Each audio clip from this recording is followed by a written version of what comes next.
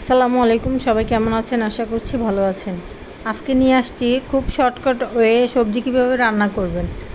এই তো দেখতে পাচ্ছেন আমি সবজিগুলোকে কেটে ধুয়ে নিয়েছি। তারপরে তেল গরম করে পেঁয়াজটা দিয়ে কিছু কাঁচামরিচ টমেটো দিয়ে কষিয়ে নিচ্ছি। আমার ছোট্ট একটা ভিডিও দেওয়া আছে চিংড়ি মাছ কীভাবে আমি প্রসেস করে রেখেছিলাম। সেই প্রসেস করা চিংড়ি দিয়েই আজকে খুব দ্রুত 10 মিনিটের শর্টকাট উপায়ে রান্না করব। এই যে দেখতে পাচ্ছেন সেই কষানো মশলার ভিতরে আমি দিয়ে দিলাম সেই কষানো চিংড়ি।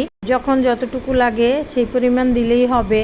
এখানে সামান্য একটু মরিচের গুঁড়া, সামান্য একটু হলুদের গুঁড়া দিয়ে আমি ভালোভাবে কষিয়ে নিচ্ছি।